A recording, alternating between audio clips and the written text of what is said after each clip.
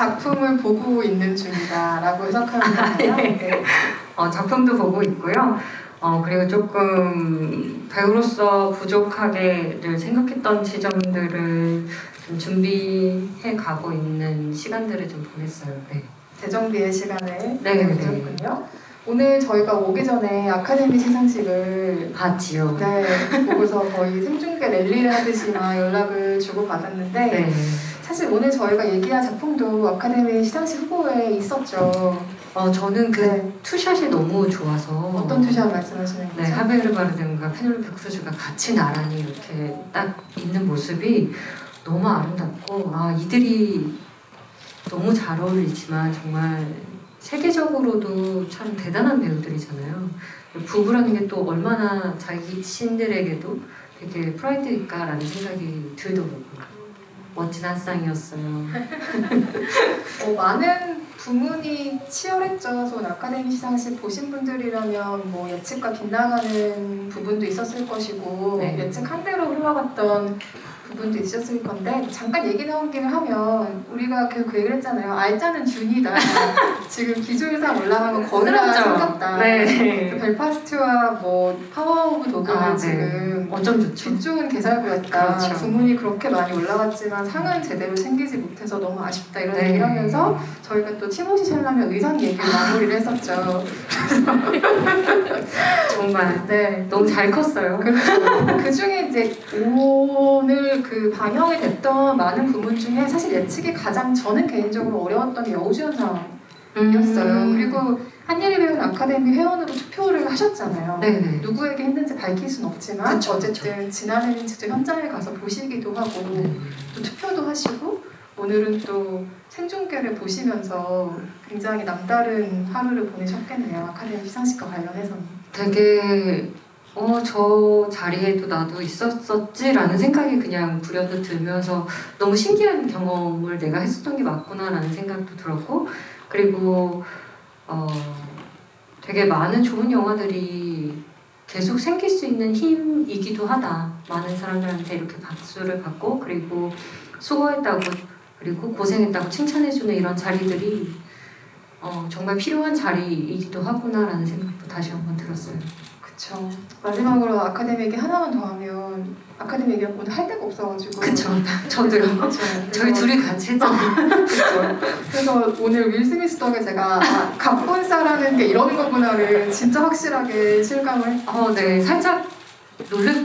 너무 네. 처음에는 이게 뭐 쇼인가 뭔가 막 이러고 네. 있다가 근데 뭐 그냥 우리끼리 편하게 얘기지만 둘 다 똑같다. 뭐 공식적으로 그렇게 남의 치부를 그쵸. 진짜 속된 말로 입을 턴 사람이나 또 그렇다고 웃다가 아내 표정 보고 눈치 봐서 올라와서 때린 사람이나 뭐 그게 그거다라는 생각을 어쨌든 개인적으로 하고 있었는데 매번 큰 이슈들이 항상 있었던 것 같아요. 근데 이런 식의 폭력 이슈는 처음이라 그쵸. 너무 당황스럽긴 한 것 같아요. 그래서 뭐 지금 미국에서는 사실 국내 반응보다 훨씬 세게 그 윌 스미스에게 문책하는 반응들이 좀 많은 것 같긴 하던데 어떤 식으로 이야기가 또 흘러갈지를 궁금해하기도 하고 어쨌든 페넬로페 크루즈가 여우주연상 후보에 올랐던 작품을 오늘 보셨어요. 패러렐 마더스라는 작품 보셨는데 영화를 보기 전에 혹은 아니면 이 패러렐 마더스라는 제목을 상상하셨던 어떤 이야기가 있을까요? 저는 처음에 제목만 들었을 때 이 영화에 대한 정보가 전혀 없을 때는 동시대가 아니라 다른 시대 평행 무주같이? 네. 그런 어머니들의 이야기인가? 라는 생각을 하나 했었고요. 그리고 어머니와 딸에 관한 이야기인가? 라는 생각을 했었어요. 충분히 할 수 있는 생각인 것 같아요. 왜냐하면 알모도바르 영화 좋아하시는 분들이라면 이 사람의 이야기 원류 같은 세계가 어머니, 모성이라는 것들은 다들 알고 계실 거고 페넬로페 크루즈가 출연했던 귀향이라는 영화를 봐도 그렇죠. 어머니를 유령으로 만들어버리는 아주 간단한 아이디어로 엄마와 딸의 아주 감동적인 이야기를 하기도 하잖아요. 충분히 짐작하셨을 내용도 펼쳐질 법한 이야기였는데 이 영화에서 중요한 건 서스펜스 같아요. 그러니까 스릴러와 서스펜스의 차이점은 많이들 알고 계시겠지만 서스펜스는 관객은 알고 있는데 주인공은 모르는 상태인 거죠. 그러니까 테이블 밑에 폭탄이 있는 걸 우리는 아는데 주인공은 모르고 테이블에 앉는 거예요. 그러면 관객은 불안하죠. 저 폭탄이 언제 터질까? 그걸 생각하는 게 서스펜스고 폭탄이 붙어있는 건 주인공도 모르고 관객도 모르는 게 스릴러죠. 그래서 갑자기 터지면 놀라게 되는 게 스릴러인데 이 영화는 관객은 아는 정보를 아나에게 주지 않죠. 야니스가 언제 말할까, 어떻게 할까, 아나와의 관계를 어떻게 가지고 갈까 라는 서스펜스로 계속해서 끌고 가는 이야기가 오늘 보신 페레럴 마더스라는 영화고요.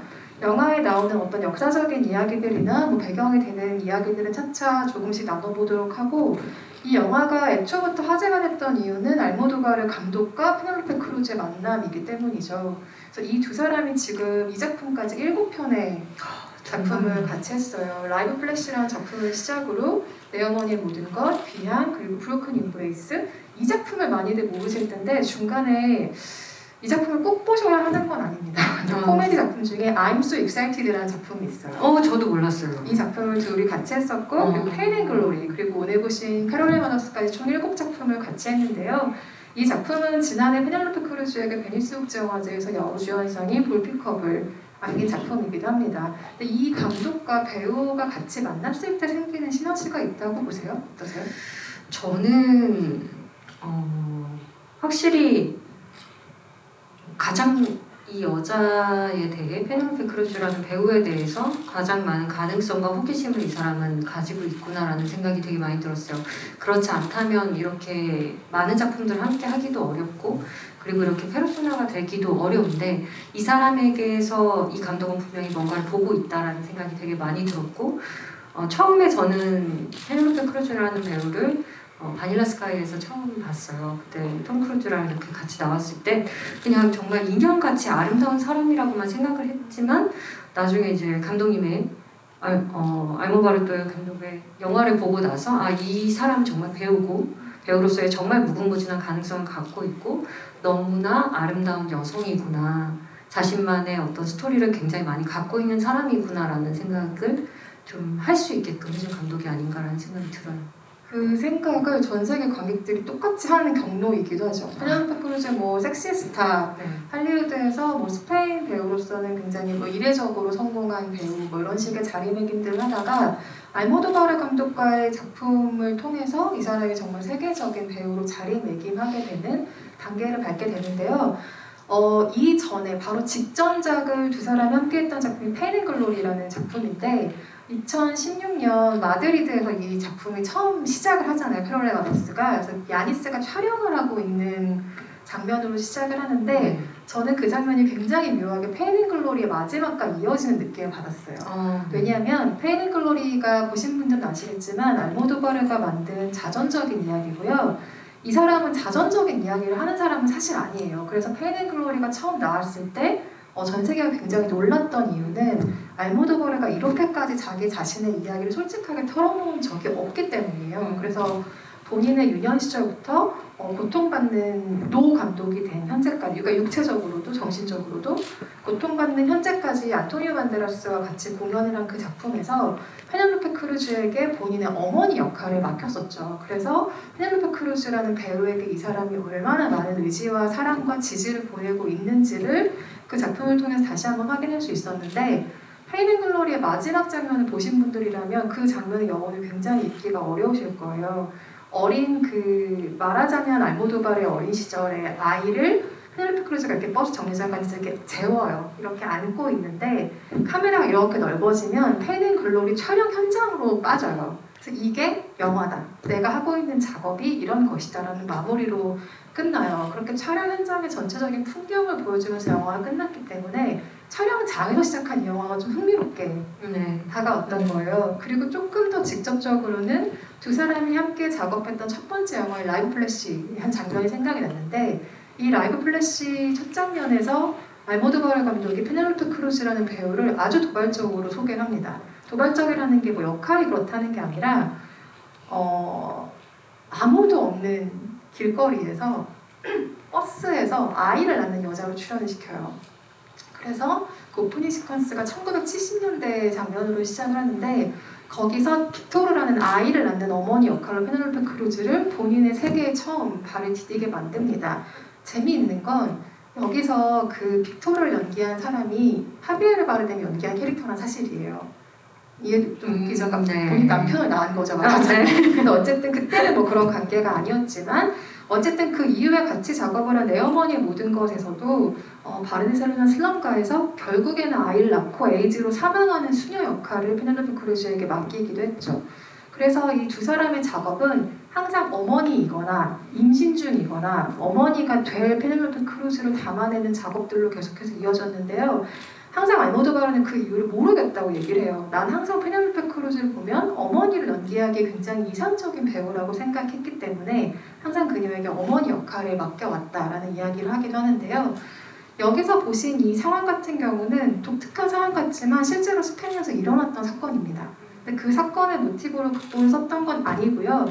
내 어머니의 모든 것이란 작품이 나왔을 때 이미 알모도바르가 페넬로페 크루즈에게 말합니다. 나와 세 번째 영화를 같이 찍자. 그러니까 이 약속은 굉장히 오래된 약속인데 그때 생각했던 이야기예요. 그러니까 미혼모가 두 명의 미혼모가 병원에서 같은 날 출산을 하는 관계로 만나게 되고 한 명은 지금 여기 아나의 상황처럼 원치 않는 성폭력으로 임신을 한 여성이고 한 명은 자리를 굉장히 잘 잡은 사회적으로 자리를 잡은 여성인데 아이를 낳는 그렇게 만난 여성의 관계 정도를 생각했다가 이 이야기를 20년 동안 디벨롭을 시킨 결과 오늘 보신 이야기처럼 스페인 내전의 뿌리를 찾아가는 이야기와 연결을 하게 된 거죠. 그래서 페넬로페 크루즈를 다시 한번 어머니로서 영화 안에서 활용을 하게 되는데요. 이 페르레마더스를 포함해서 두 사람이 작업을 했던 것 중에 가장 베스트로 생각하시는 작업은 뭘까요? 저는 개인적으로 귀향이 좀 많이 기억에 남아요. 왜냐면 그때의 페넬로페 크루즈가 너무 인상적이기도 했었고요. 그리고 그 어떤 생명력이나 아니면 그 여성이 보여줄 수 있는 그런 뭐라 그래야 될까요? 그 어머니로서의 강남 이런 것들이 되게 많이 느껴졌고 그럼에도 불구하고 나의 어머니 앞에서는 또 한없이 또 작아지는 그런 모습들 그리고 그런 것들이 너무 참 통속적이기는 하지만 결국에는 되게 따뜻하게 마무리가 되는 그 모든 것들이 되게 이 감독님의 영화는 이런 영화구나라는 걸 조금 더 확 와닿게 해준 영화가 귀향이었던 것 같아요. 그래서 개인적으로는 가장 좋아합니다. 저도 귀향의 많은 장면들을 좋아하는데 혹시 귀향이란 영화를 보지 않으신 분들은 이 영화를 보고 각자의 공간으로 돌아가셔서 빠른 시일 내에 꼭 그 영화를 보시기를 정말 추천을 드립니다. 알모도바르와 페넬로페 크루즈가 만든 가장 아름다운 작품 중에 하나고요. 이따가 귀향 얘기를 또 잠깐 이야기와 연결지어 설명을 해드리겠지만 가부장으로 대변되는 그 아버지들의 세계 때문에 여자들의 세계가 파괴되는 이야기예요. 과거에는 그렇게 파괴가 됐지만 이후에는 유령이라는 어떤 모티브를 통해서 다시 어머니와 딸 세대 간의 연결이 되고 그들의 연대가 다시 화해되는 여성 공동체 이야기를 굉장히 아름답게 그리고 있는데 거기에서 그 원제가 볼베죠. 그러니까 그 귀향이라는 건 스페인어가 볼베인데 거기서 그 동명의 노래를 부르는 페넬로페 크루즈의 장면이 있어요. 실제로 배우가 부른 건 아니고 정말 환상적인 립싱크를 한 장면이긴 한데 정말 궁극의 립싱크를 하고 있죠.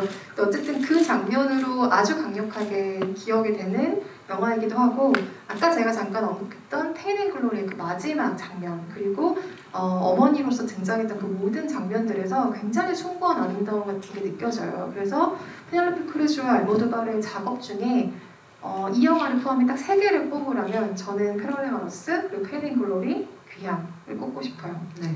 하지만 아까 얘기했던 코미디 작품 빼고 사실 다 추천하고 싶기는 한데 어쨌든 네 그렇습니다.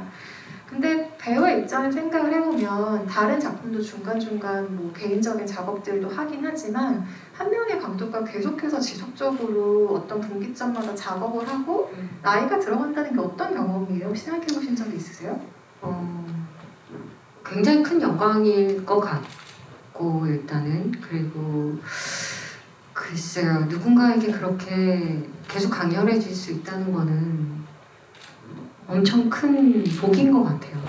그리고 그만큼 그 사람이 갖고 있는 어떤 에너지라든지 아니면 그 사람의 인생이라든지 아니면 그 사람이 정말 아주 가지고 태어난 뭔가가 정말 다른 사람과 다르다는 이야기일 것 같아요. 그 사람 한 사람에게 그만큼 큰 자극을 줄 수 있는 거라면 너무 환상적이지 않을까라는 생각은 들어요. 언젠가 누군가 그러면 이런 식의 작업을 제안한다면 그 감독과 계속 나이 들어가면서 작품을 찍으실 용의가 있으십니까? 그러면 김종관이라든지 누군가 제안을 한다면. 근데 한국에서 그렇게 자주 영화를 찍기가 힘들어요. 한국은 시스템이 조금 달라서 그런지. 그래도 저는 같이 함께 했던 감독님들과 좀 작업을 꾸준히 하면 좋겠다라는 생각이 들고, 제가 나이를 먹으면서 보여줄 수 있는 또 다른 모습들이 있을 거라고 생각을 해요. 그리고 아마 감독님들이 배우의 모습을 가장 유심히 보는 사람들이기 때문에 그 사람이 기억하는 어떤 내 모습들이 있을 테고, 그리고 지금의 이 나이에 또 제가 보여줄 수 있는 모습들이 있을 테니까 그런 부분들을 이렇게 왔다 갔다 하면서 좋은 작품들을 만들 수 있다면 너무 좋을 것 같아요. 말씀하신 것처럼 한 작품 한 작품도 운때가 맞아야 되고 네. 좀 시간과 작업에 다 모든 것이 좀 속된 말로 아다리가 맞아야 이게 가능한 일이긴 한데, 이 작품 같은 경우는 리허설만 3-4개월 정도를 했다고 해요. 정말 연극처럼 계속해서 리허설을 했고, 여러 가지 이유가 있지만 페넬로페 크루즈는 알모도바르의 작업에 너무 익숙한 사람이잖아요. 그런데 여기서 아나를 연기한 밀레나 스밋 같은 경우는 알모도바르와 첫 작업인데다가 이 사람이 두 번째 영화예요. 첫 번째 영화를 찍고서 그 프로모션 기간 중에 이 영화의 오디션을 계속해서 보게 된 겁니다. 그래서 뭔가를 검색을 해도 잘 나오지 않더라고요. 네, 작품이 하나밖에 없는 사람이고, 네. 원래는 모델 활동을 했던 밀레나 스밋이라는 배우인데요. 4번의 오디션을 계속해서 봤는데 알모도바르 영화인지는 몰랐대요. 오디션을 계속 보다가 네 번째 오디션을 봤을 때 콜을 받고 사실 이거 알모도바르 영화야 라는 이야기를 듣고 이 영화에 참여를 하게 됐고, 그 이후에 4개월간의 리허설을 거쳐서 이 두 여성 간의 관계라든지 연대라든지 이런 것들을 조금 디벨롭 시키는 과정을 거쳐서 촬영에 들어갔다고 해요. 근데 이 영화는 아주 중요하게 등장하는 게 스페인 내전에 대한 이야기잖아요. 사실 저는 이 영화를 보기 전에는 얘기가 그렇게 연결될 거라는 생각을 전혀 못했는데, 말하자면 이 영화는 그 뿌리찾기에 대한 이야기이기도 하죠. 그리고 두 갈래의 이야기가 따로 떨어져서 진행이 되는 것 같다가 결국엔 하나로 합쳐지는 이야기인데, 그 스페인 내전에서 묻힌 증조부의 유해 발굴 작업이 영화에서 굉장히 중요하게 등장을 해요. 근데 영화에서 어떤 기능을 하고 있다고 보셨어요? 그 이야기가 이 엄마들의 이야기와 어떻게 연결이 될까요? 저는 가장 인상적이었던 장면들은 그 아나랑 야니스가 결국에는 싸우게 되면서 너의 역사를 모르면 안 된다라는 이야기를 하고, 너의 역사를 알아야지 네가 어디에 있을지 결정할 수 있다 이런 얘기들을 하잖아요. 그런 부분들이 아마 그 얘기를 하면서도 굉장히 심적으로 많이 아팠을 것 같다는 생각이 들더라고요. 그리고 그 말을 한 뒤에 어떤 결심을 하게 되고 자신이 스스로 아나에게 고백을 하게 되잖아요. 그 장면들을 보면서 결국에는 내가 나라는 사람을 정의를 내릴 때 이 역사들 뭐든, 그리고 나의 조상, 그리고 내가 어떻게 살아왔는지 이런 모든 것들이 어떤 선택에 의한 것이고, 그 선택을 잘하기 위해서는 내가 누구와 어떤 역사의 과정들을 겪으면서 자라는지가 되게 중요하겠구나. 그래서 결국에는 이 아니스가 자신의 조상을 찾으려고 하는 것도 그런 이유 때문이겠구나라는 생각들이 되게 많이 들었어요. 그렇기 때문에 아니스가 그런 결심을 하고 솔직하게 아나에게 얘기할 수 있었고, 그리고 자신도 그것에 대해서 감내를 해야 된다라고 생각을 했던 것 같아요.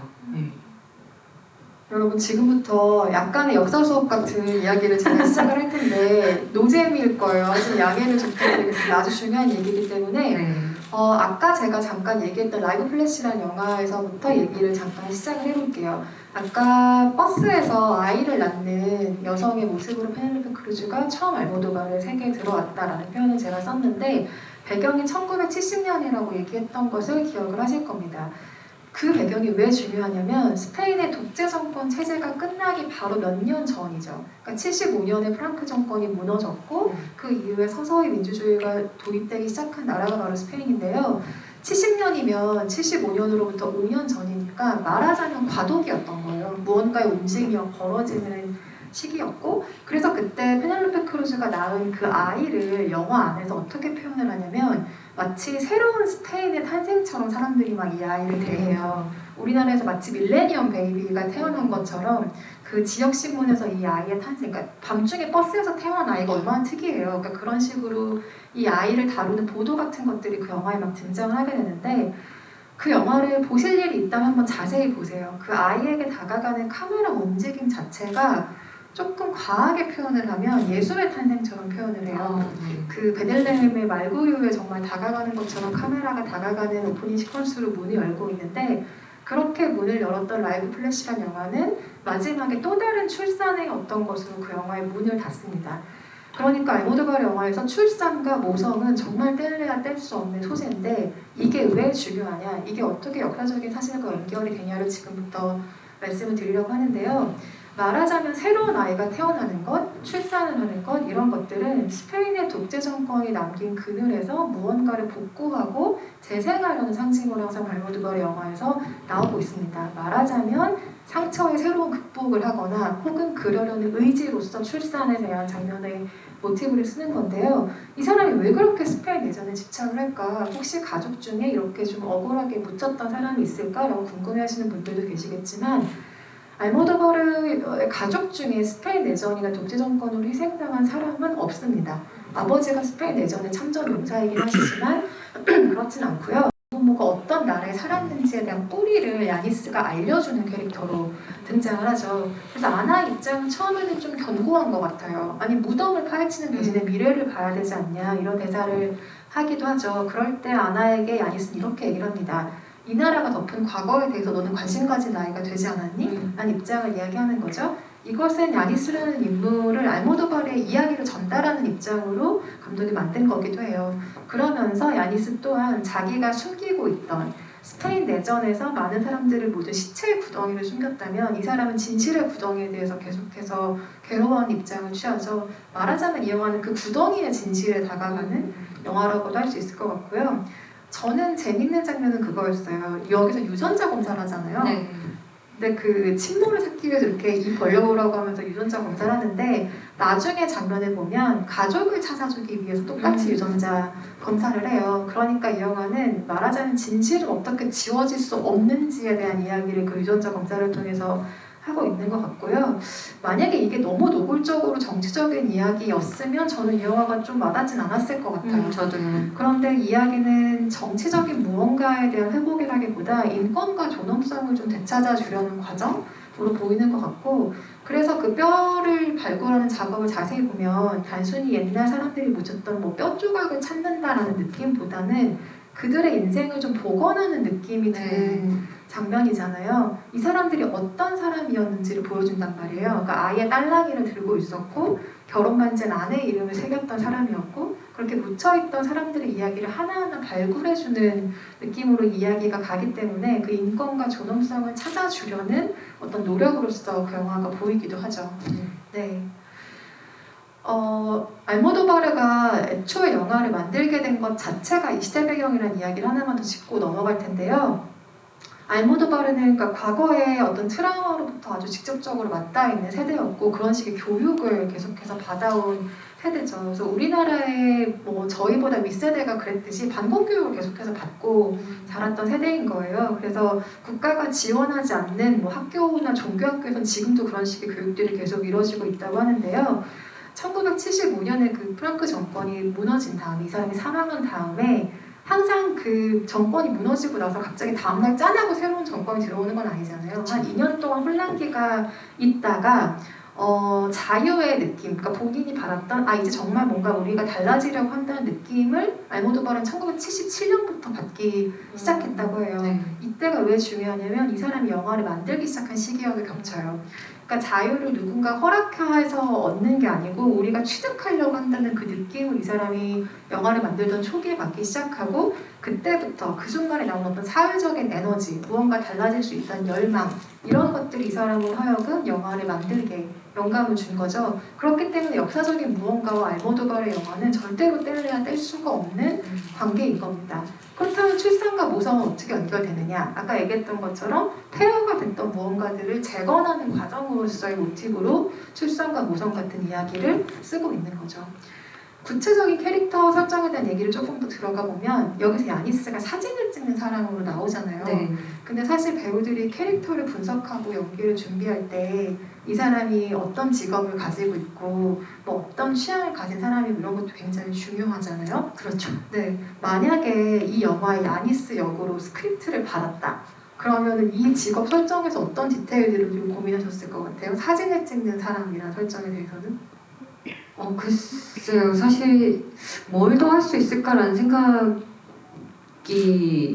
들었는데 이미 충분히 사진을 찍는 사람이었고 그리고 그걸 넘어서서 얼마나 이 사람이 직업인으로서 사회의 일원으로서 잘 살아가면서 아이도 기르고 이렇게 헤쳐나가는 모습들을 좀 보여주고 싶었던 것 같아요. 그래서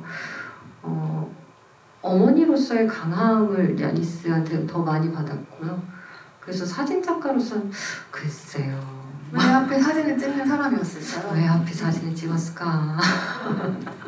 제가 생각한 건 그래요. 그러니까 사진이라는 게 프레임을 보는 일이죠. 그러니까 이거는 시각이에요. 누군가의 시각이라는 점이 아주 중요한데 이 영화에서 야니스가 찍은 사진들을 보여주잖아요. 네. 저는 그게 괜히 보여주는 건 아닌 것 같아요. 그러니까 예를 들어 카메라 렌즈를 통해서 이 사람이 어떻게 시간을 보내고 어떤 식으로 물건을 찍는 사람인지를 구체적으로 보여주잖아요. 모델을 대할 때는 어떻게 대하는지 네. 이 사람에게서 어떤 것들을 보는지를 계속해서 보여주는데 이게 곧 야니스라는 사람의 시선을 얘기해주는 장치이기도 하죠. 그래서 이 영화는 은연중에 우리가 야니스라는 인물의 시선으로 계속해서 따라갈 것이라는 걸 직업으로서 이미 암시해주고 있다는 생각이 들어요. 또 하나는 사진은 기록이잖아요. 네. 그러니까 남겨지는 어떤 역사라는 거죠. 사라진 이들의 사진이 영화 안에 등장하기도 하고요. 그리고 야니스가 찍은 건 아니지만 뭐 유골들이 묻힌 곳에서 새롭게 사진을 네. 사람들이 찍기도 하고 그래서 그 기록이라는 것 그리고 누군가의 시선이라는 것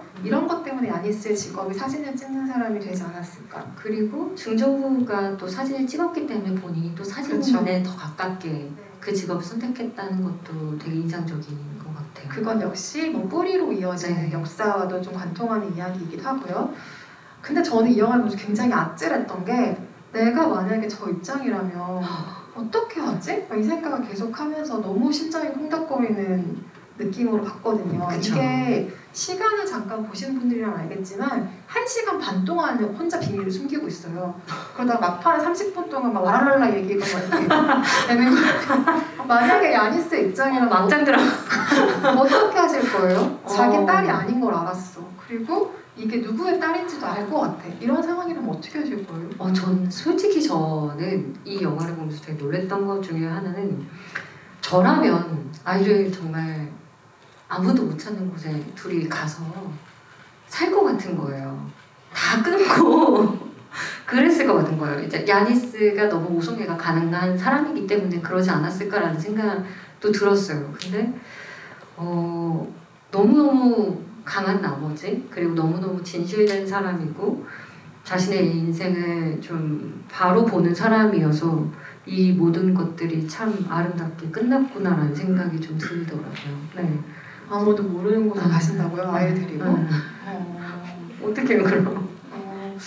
저는 이 사람이 가지고 있는 그 능청스러움이 진짜 웃겼는데 갑자기 막 유전자 검사하려고 이렇게 하잖아요. 근데 저는 유전자 검사하자고 할 때 제가 엄청 티났을 것 같거든요. 이렇게? 네. 근데 그렇게 너무 자연스럽게 이것들을 모두 해나가는 사람이라는 점이 굉장히 재밌었고 야니스의 입장이라면 진짜 어떤 선택을 해야 될까 그 딜레마를 계속해서 관객에게 느끼게 하는 아주 중요한 얘기이기도 한 것 같아요. 그리고 예감은 틀리지 않는다라는 거를 또 한 번 또 보여주지 않았나. 저 직감은 진짜 무서워요. 네. 그리고 저는 유전자 검사가 뭐 일치합니다 뭐 이런 장면을 다른 나라 영화에서 보게 될지 몰랐어요. 저도요. 되게 익숙한 설정이잖아요. 당신은 친모가 아닙니다 이런 거 보는 거 네. 눈물 뚝 그렇죠.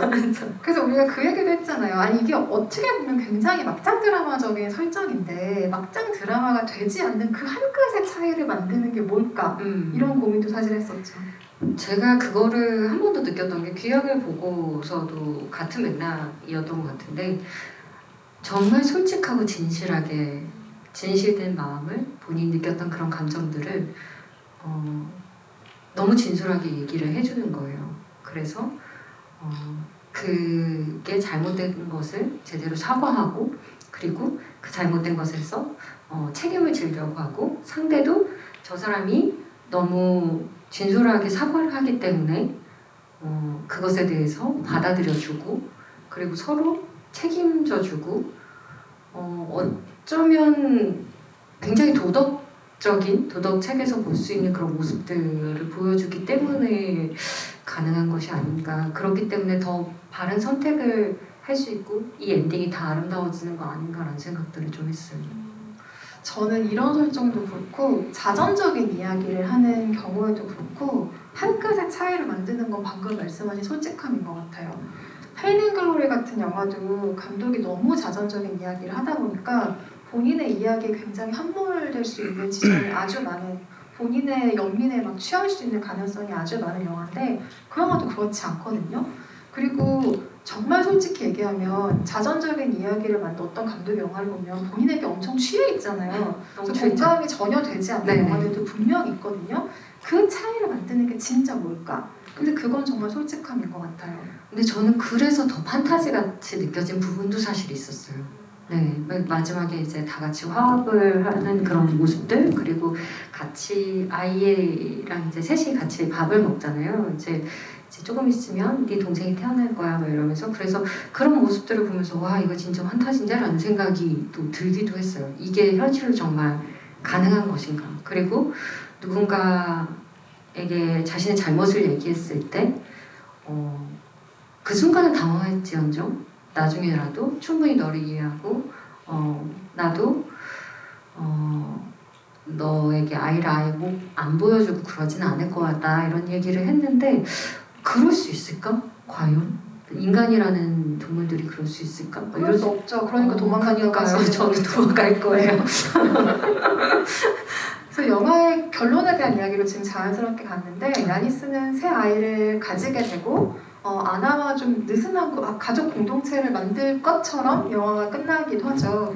그래서 이 영화가 주는 그 결말의 인상에 대해서 저도 여러 가지 생각을 해봤는데 미래를 어떤 구상을 가지고 보는 것도 중요하지만 결과적으로는 아까 말씀하신 것처럼 나에게 이어져 내려온 것, 유산에 대한 파악들 그리고 함께 나아가는 것에 대한 이야기를 결국엔 이 영화가 끝나는데 앞에서 계속 봤던 어떤 장면 하나가 생각이 났어요. 이 영화의 결말을 보면서 어떤 게 생각이 났냐면 야니스와 아나가 처음 키스를 하는 장면이 있잖아요. 누군가에겐 굉장히 생뚱맞은 전개처럼 보였을 수도 있죠. 그런데 그 장면이 제가 왜 인상적이었냐면 키스를 하는 앞에 얘기가 중요한 거예요. 네. 거기까지 어떤 얘기를 하냐면 야니스 가문의 여성들에 대한 이야기를 해요. 그렇죠. 네, 싱글맘으로 자기를 키웠던 어머니, 할머니 이런 식의 얘기들을 하면서 그쪽 가문의 여성들에 대한 이야기와 우리에게 태어난 우리의 딸, 아직 얘기를 하지 못했지만 이 세실리아를 위한 건배를 하고 나서 두 사람 키스를 하거든요. 그 모든 여성, 어머니로부터 이어진 그 유대와 역사에 대한 이야기를 결국엔 영화가 하고 있구나라는 생각이 들어서 그 장면과 계속 연결해서 이 장면의 마지막을 생각하게 되더라고요. 그런데 이 영화는 또 보게 되면 그 황홀한 색감 같은 것에도 계속 반하게 되는 영화이긴 하잖아요. 그쵸. 색감을 얘기하긴 저희가 오늘 의상 색감 너무 칙칙하긴 한데 어쨌든 그 스페인 영화 혹은 알모도바르 영화 특유의 그 다채로운 색감과 스타일에 대한 얘기도 한번 짚고 넘어가 볼까요? 저는 이게 스페인 영화여서 이런 것일까라는 생각도 한번 했었고 그리고 역시 감독님의 영화이기 때문에 더 색채감이 있다라는 생각도 들었었고 그리고 배우들이 입고 나오는 옷들이 정말 컬러풀해요. 웬만한 감독님들이 피할 모든 의상들을 다 입고 나오고 심지어 빨간색의 의상들은 주지도 않잖아요. 근데 이제 마지막 특히 이제 중간중간에 가끔씩 빨간색을 입고 나오는 야니스가 입고 나오기도 하지만 맨 마지막에 이제 빨간 스웨터를 입고서 이제 되게 샘플을 받으러 다니는 모습을 보고선 이 빨간색이라는 게 이 사람한테 얼마나 중요한 색인지, 얼마나 생명력을 갖게 해주는지, 그리고 이 캐릭터의 의지라든지 이런 힘, 에너지 이런 것들을 표현하고 있다는 생각들이 되게 많이 들었어요. 저도 알모도바르 영화 보면 그 색감에는 늘 정말 엄청난 생동감, 네. 꿈틀거리는 생명력 이런 것들이 느껴지는데 이 색감 활용의 최고봉을 보실 수 있는 영화는 페인 앤 글로리입니다. 왜냐하면 거기서 안토니오 반데라스, 그러니까 본인의 자전적인 캐릭터를 투영한 그 인물이 살고 있는 아파트가 실제 알모도바르의 아파트예요. 그리고 세트를 지었지만 이 세트도 거의 자기 집으로 옮겨온 거나 마찬가지의 상황으로 만들었는데 알모도바르는 실제로 뭘 살 때 이게 내 영화에 나오겠다는 걸 생각을 하고 산대요. 네, 뭔가를 살 때 가구를 네. 사든지 뭐 그림을 사든지 네. 뭘 살 때도 내 영화 중 하나에서 얘들이 자리를 어딘가에 가겠거니라는 생각으로 사는데 왜 그렇게 항상 미술에 화려하게 집착을 하세요? 왜 이렇게 화려한 색감을 쓰세요? 라는 질문을 누군가 하면 항상 알모도바르는 이렇게 얘기해요. 저는 캔노츠나 다르덴이 아니기 때문이죠. 라는 이야기를 하면서 그런 스타일을 저는 만들지 않습니다. 라면서 항상 이런 얘기를 해요. 저의 영화는 누군가의 삶을 대변합니다. 저는 삶에 대한 영화를 만듭니다. 하지만 영화라는 건 일종의 가공물이기도 하죠. 이런 기교를 부리면서도 캐릭터의 진심을 보여줄 수 있다는 것을 저는 제 영화로 증명하고 싶습니다. 라는 이야기를 하기도 하죠. 저는 그래서 조금 인상적이었던 장면 중에 하나는 처음에 두 사람이 이제 조리원 동기가 되죠. 그리고 이제 처음으로 아나의 엄마가 이제 처음이 아니죠. 두 번째인가 이제 오디션에 합격해서 딱 들어서요. 그래서 소파에 앉고 이제 아이를 가진 이 두 엄마는 침대 쪽에 나란히 앉는데 이 두 엄마의 뒤쪽은 노란색이었고요. 이 아나의 엄마의 뒤쪽은 하늘색인가 약간 푸른색 계열이었어요. 파란색 계열인데 거기서 딱 뭔가를 보여주는 느낌이 되게 컸어요. 이 사람과 이 두 사람은 다르다. 다른 엄마의 어떤 포지션을 갖고 있고 이 아나 또한 야니스와 같이 어떤 모성애를 갖게 될 것이다 라는 것을 좀 암시하는 느낌이 들어서 이런 식으로도 또 미술이 쓰이는구나 라는 생각이 들었었고, 그리고 개인적으로 참 그냥 좀 강렬하게 남았던 거는 저는 그 야니스의 테라스에 식물이 많은 것, 그리고 거기에 빨간색 재떨이조차도 예뻤다는 거. 그게 좀 강렬하게 좀 남았어요. 테라스에 식물을 놓는 것도 알모도바르의 취향인 것 같아요. 제 기억으로는 알모도바르 영화에서 아파트 테라스가 가장 많이 나오는 영화는 신경쇠약 직전의 여자예요. 네. 왜냐하면 거기서 사람들이 집 안에서 다 잠들어 버리기 때문에 얘기를 하는 사람들은 테라스로 나와야 되거든요. 그래서 테라스 장면이 굉장히 많이 보이는데 거기도 식물이 정글처럼 우거져 있던 풍경들이 생각이 나고, 여기서 그 미술의 활용을 자세히 보면 사람들이 굉장히 생동감 있게 본인의 욕망을 드러내는 장면에서는 이렇게 컬러풀한 화면들을 쓰고 있고, 고백을 하는, 아이에 대한 고백을 하는 그 장면부터 갑자기 영화의 조도가 막 떨어지기 시작해요. 그래서 야니스가 둘 다 잃을 게 내가 너무 무서웠다라는 고백을 하는 장면을 자세히 보면 어두운 침실에서 네. 스탠드 하나만 켜놓고 굉장히 작은 빛에 의지해서 두 사람이 이야기를 하고 있거든요. 심지어 뒤에 남자 배우는 막 보이지도 않으려고 그래요. 그렇죠. 그리고 아나가 아이를 데리고 떠난 다음에 아르투르가 집에 왔을 때도 부엌 간접등만 켜고 색채가 거의 없는 상태로 이야기를 나눠요. 그러니까 인물들의 감정에 따라 사실 색채와 빛을 활용하고 있는 거죠. 아이가 떠나고 본인의 진심이, 아주 초라한 진심이 발가벗겨졌을 때는 영화 전체에서 빛과 색감이 좀 사라지는 것 같은 인상을 받기도 하실 거예요. 아까 의상에 빨간색 얘기하셨잖아요. 페넬로페 크루즈는 그 의상을 어떻게 해석을 했냐면, 빨간색을 의상으로 선택을 하면 갑자기 이 주인공의 캐릭터가 스릴러적인 면모를 가진 무언가로 보이는 순간들이 있다는 생각을 배우가 하게 된다는 거죠. 그래서 심지어 어떤 사람들은 빨간색을 보면 야니스가 아나를 죽일 것 같은 생각을 하기도 한다는 거예요. 은연중에 이 장면이 갑자기 스릴러로 치환이 된다거나 밀실 공포로 바뀐다거나 이런 식의 상상을 누군가는 하게 한다는 거죠. 그런데 빨간색은 알모도바르가 여주인공에게 늘 입히는 색상이기도 해요. 아마도 그런 식의 효과를 기대하기도 할 것이고, 본인의 인터뷰 의상도 늘 빨간색이 많기 때문에 본인의 취향과도 맞닿은 색이기도 할 텐데, 이 영화 이후에 틸다 스윈튼과 함께 찍은 휴먼 보이스라는 영화가 있는데 거기서도 틸다 스윈튼에게 빨간색 옷을 입힙니다. 그래서 이 빨간색이라는 색상 역시 알모도바르 영화 중 굉장히 중요한 색상이라는 얘기를 드리고 싶고요.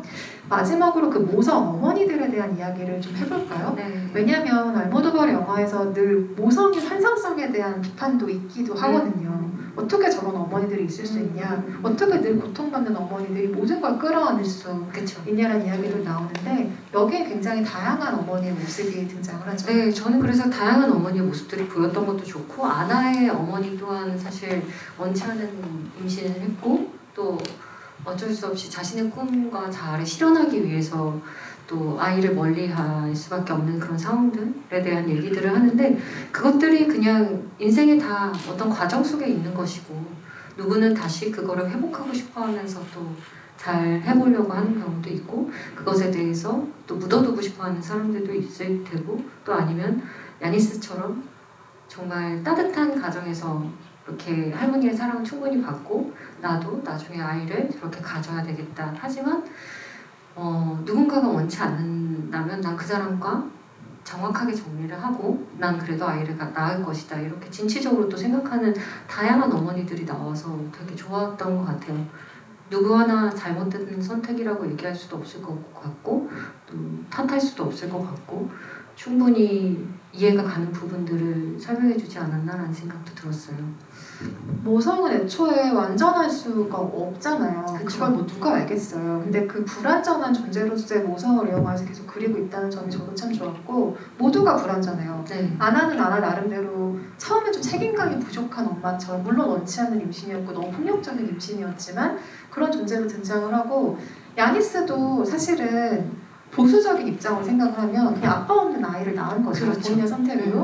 그리고 본인의 일과 육아를 조율해야 되는 아주 좀 어려운 상황에 있는 거고 아나의 어머니 테레사는 뭐 말할 것도 없죠. 그렇죠. 말하신 것처럼 성공을 향한 욕망이 훨씬 더 중요한 사람이고 아내와 엄마보다는 배우가 되고 싶었던 사람이고 그런데 이걸 어떻게 판단할 수 있겠어요? 세상에 어떤 엄마와 모성이 정답이라고 할 수가 있겠습니까? 그런데 이 영화가 그리고 있는 것은 결국 그렇게 다양한 어머니들을 통해서 부재하는 아버지들이거나 혹은 본인이 스스로 자격을 상실해버리거나 이런 아버지가 아니라 남아서 어떻게든 자기의 역사를 재건하고 딸에게 임산을 물려주는 어머니로서의 모습을 그리고 있다는 점이에요. 아까 그 아르투르에게 그냥 원하는 아이를 거의 뭐 취한다라는 식의 표현도 쓰셨는데 저는 그 표현도 되게 재밌었어요. 그러니까 아르투르 처음에 그 관계를 갖는 장면 바로 다음 장면이 분만대기실이잖아요. 그러니까 임신하게 해주는 역할 같이 남자를 그리는 거예요. 물론 다른 역할도 있죠, 이 영화 안에서. 근데 반면 같은 그 아주 친밀한 섹스 관계의 장면이라도 야니스와 아나의 장면을 보면 굉장히 감정적인 교류가 충분히 있고 설득력 있는 묘사로 그리고 있거든요. 그것만 봐도 이 영화에서 말하고자 하는 어떤 아버지들의 부재, 아버지들이 자격을 상실하는 법 이런 것들을 확실히 상상할 수 있는 장면들이었다 생각을 하고요.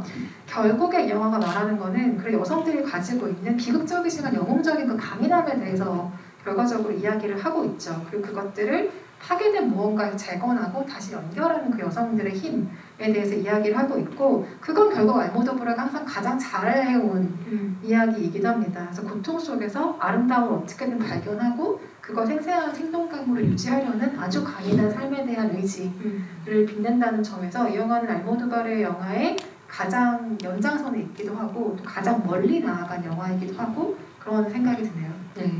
그리고 저는 개인적으로 그 장면도 되게 좋았어요. 그 아나가 처음 이제 집에 찾아왔을 때 집안일을 한다든지 아니면 요리를 한다든지 이런 거를 하나하나 가르쳐 줄게라고 얘기하는 그런 장면들을 보면서도 뭔가 부모에게 받아야 되는 어떤 지혜, 가르침 같은 것들이 있잖아요. 가정에서 자연스럽게 배우게 되는 그런 것들이 사실 아나한테는 없었고 익숙하지도 않고 하지만 누군가가 또 아나의 어머니처럼 야니스가 아나의 어머니처럼 다시 그런 것들을 가르쳐주고 알려주고 하는 모습들이 되게 아름답기도 하고 또 누군가는 또 그 자리를 이렇게 잘 메꿔주고 할 수 있고 그리고 여성의 연대적인 어떤 그런 모습들 그런 것들도 잘 표현된 것 같아서 그 장면도 참 좋았어요.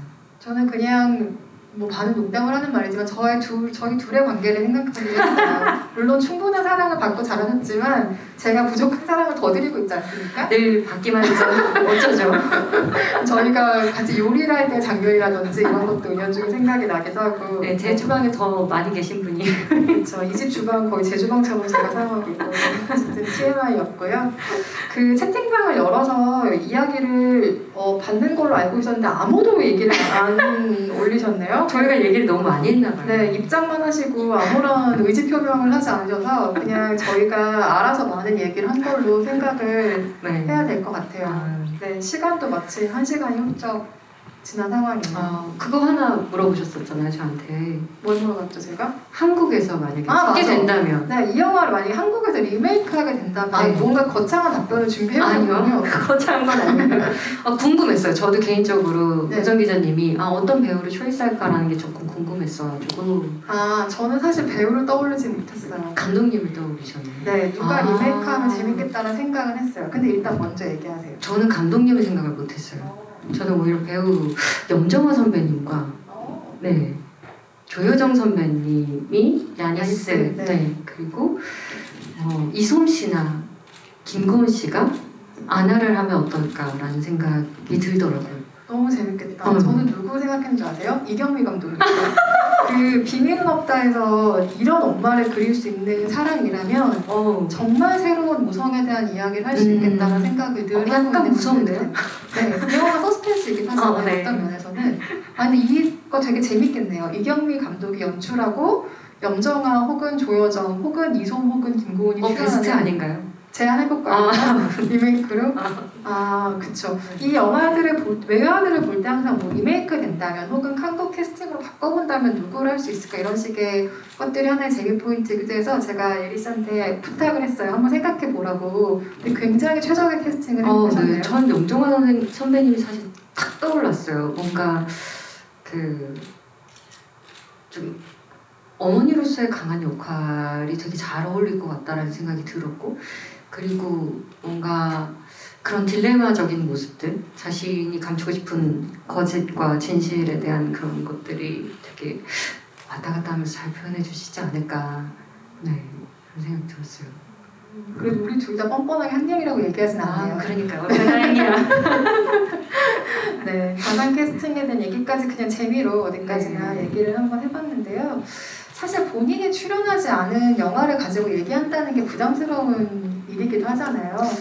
네.